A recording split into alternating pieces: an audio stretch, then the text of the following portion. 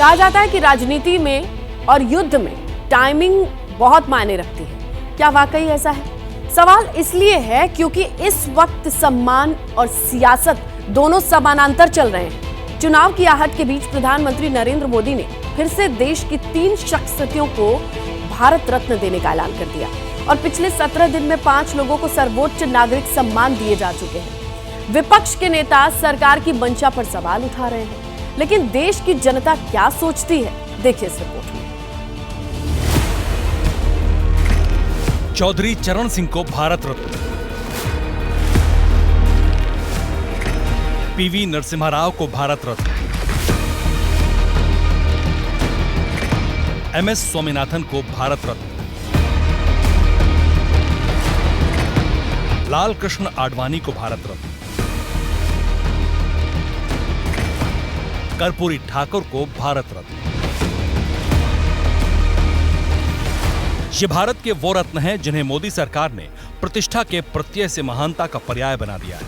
ये हिंदुस्तान की वो आन बान शान है जिन्हें सर्वोच्च नागरिक सम्मान देकर मोदी सरकार ने मान को आसमान में स्थापित कर दिया है। ये देश का गौरव बढ़ाने वाली वो 5 विभूतियां हैं जिन्हें मोदी सरकार ने 17 दिनों के अंदर भारत रत्न देने का ऐलान किया है।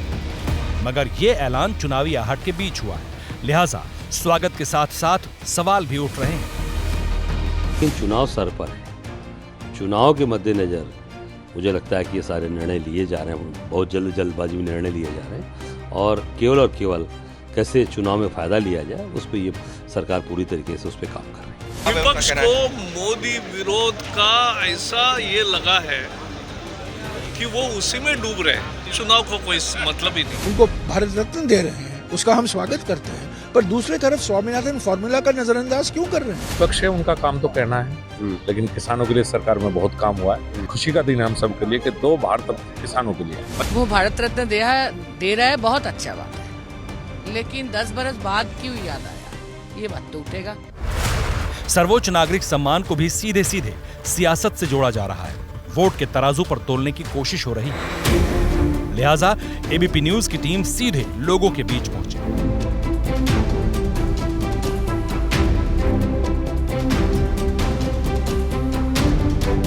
2024 के चुनाव में आखिर क्या होंगे अहम मुद्दे, यही समझने के लिए इस वक्त हम पहुंच चुके हैं जमुई। मोदी सरकार की तरफ से लगातार तमाम भारत रत्न की घोषणाएं की जा रही हैं। बिहार के कर्पूरी ठाकुर हों, पीवी नरसिम्हा राव हों या चौधरी चरण सिंह, एमएस स्वामीनाथन, ऐसे तमाम लोगों को लगातार भारत रत्न दिए गए। तो अब एक सवाल उठता है कि क्या ये भारत रत्न भी चुनाव में एक मुद्दा होगा? बिहार और झारखंड के सरहदी जिले जमुई में मौजूद एबीपी न्यूज के रिपोर्टर श्रीनिवास ने लोगों से ये जानने की कोशिश की कि क्या भारत रत्न देकर मोदी सरकार ने मास्टर स्ट्रोक चल दिया है। क्या भारत रत्न से पीएम मोदी ने 400 सीटों को पक्का कर लिया है? क्या मोदी ने उत्तर दक्षिण के साथ मंडल कमंडल को साध लिया है? जब श्रीनिवास ने इन्हीं सवालों के इर्द गिर्द लोगों से बात की तो उन्होंने क्या कहा, सुनिए जरा। भारत रत्न कोई एक मुद्दा होगा चुनाव? मुझे नहीं लगता है कि कोई मुद्दा होगा। भारत रत्न चुनाव के लिए मुद्दा नहीं रहेगा, बल्कि चुनाव के लिए लोगों को लोक लुभावन दिया गया है। विपक्ष के लोग जो हैं वो कह रहे हैं कि भैया ये चुनाव को देखते हुए दिया जा रहा है। आपको भी लग रहा है कि चुनाव को देखते हुए दिया जा रहा है? नहीं, ऐसा नहीं है। जिन लोगों को भारत रत्न मिलना चाहिए उनको मिल रहा है। ये उन्हें तो पहले ही मिल जाना चाहिए, लेकिन लेट से देर आयत दुरुस्त आयत मिल रहा है, ये बहुत अच्छी बात है। ये सरकार का एक बढ़िया कदम है। बिल्कुल बढ़िया कदम है कि देर से आए, लेकिन पहचाने उन लोगों को जिन लोगों ने समाज के लिए काम किया। 2024 में हमारा लोकसभा का चुनाव होने जा रहा है। इससे पहले उनको याद नहीं था हमारे पीएम साहब को। इसका मकसद है कि वो केवल वोट के राजनीति कर रहे हैं। इस चुनाव में भारत रत्न को भी एक मुद्दा बनाया जाएगा? हाँ, वो बनाया जा रहा है। विपक्ष का जो काम है वो लोग कर रहे हैं। विपक्ष बना रहा है? विपक्ष बना रहा है। जाति, धर्म और क्षेत्र के इर्द गिर्द घूमती भारतीय राजनीति में ये सवाल इसलिए भी अहम है क्योंकि किसान एक बार फिर से अपनी मांगों को लेकर दिल्ली आने को तैयार हैं। जाति जनगणना के नाम पर राहुल गांधी लगातार मोदी सरकार को घेरने की कोशिश कर रहे हैं। दक्षिण भारत में बीजेपी की स्थिति बहुत अच्छी नहीं है। जिन जिन लोगों को भारत रत्न देने का ऐलान हुआ है उन्हें जरा सियासी नफा नुकसान के हिसाब से जानिए। बिहार के पूर्व मुख्यमंत्री कर्पूरी ठाकुर ओबीसी के बड़े और सर्वमान्य नेता थे। चौधरी चरण सिंह किसानों और जाटों के सबसे बड़े और सर्वमान्य नेता थे। MS स्वामीनाथन किसानों के उत्थानों के प्रयास के लिए जाने जाते हैं। PV नरसिम्हा राव देश के पहले प्रधानमंत्री थे जो दक्षिण के राज्य से थे।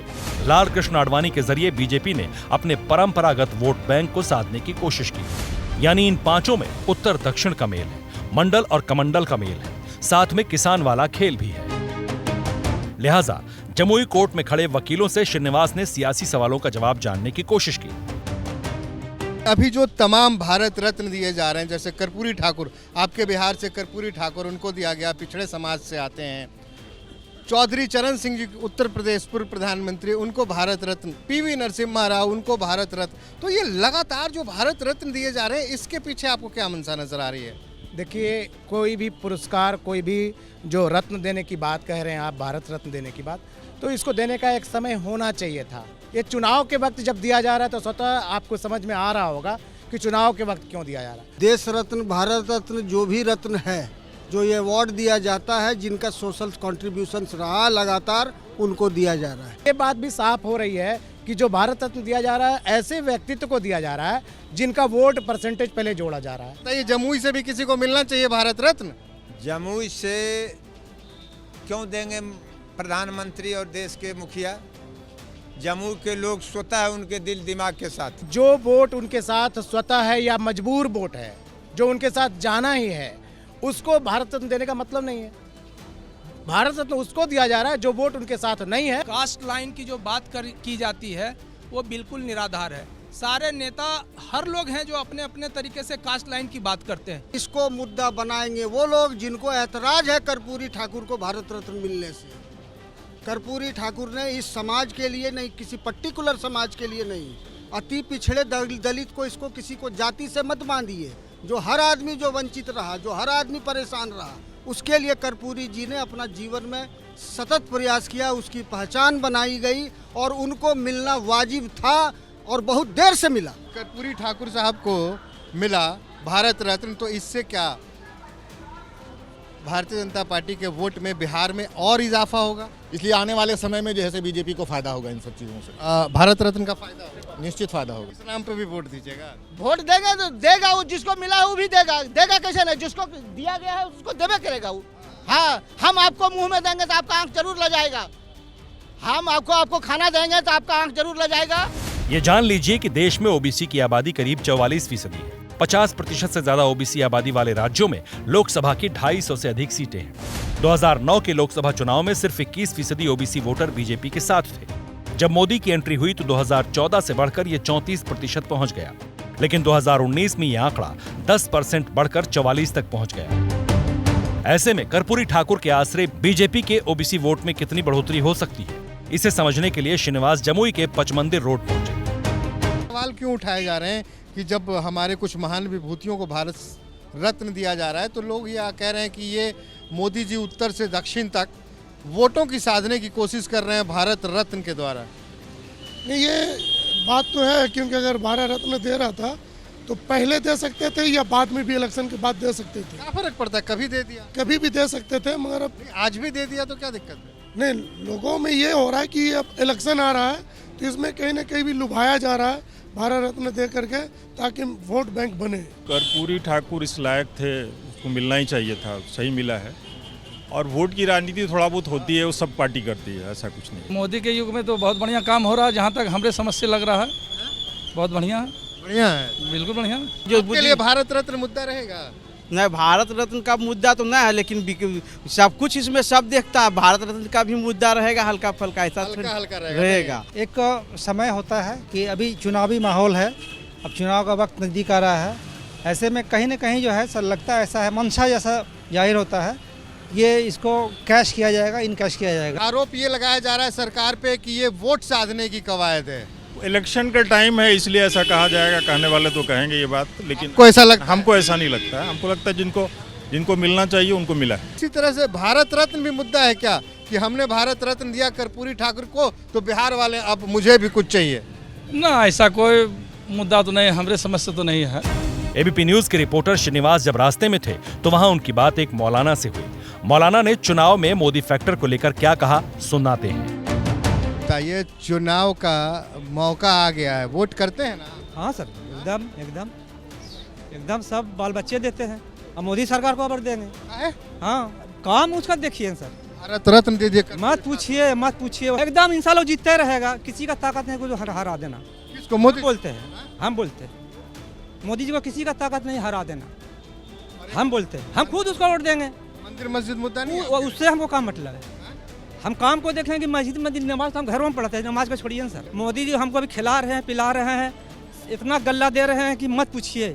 पानी भी, सड़क भी, बिजली भी। अब क्या खोजते हैं? अब कैसा प्रधानमंत्री होना चाहिए, कैसा होना चाहिए? पूरी ठाकुर को भारत रत्न दिए बिहार वाले। अरे बाबू, उन लोग का मत पूछिए, देवे करेगा।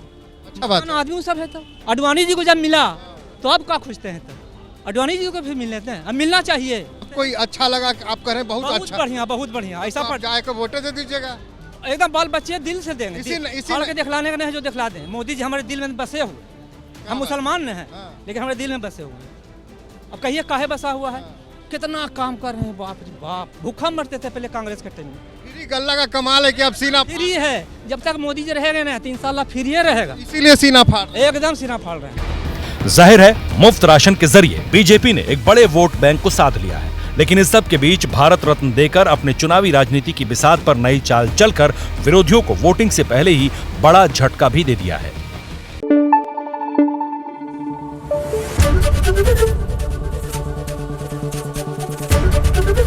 एबीपी न्यूज आपको रखे आगे।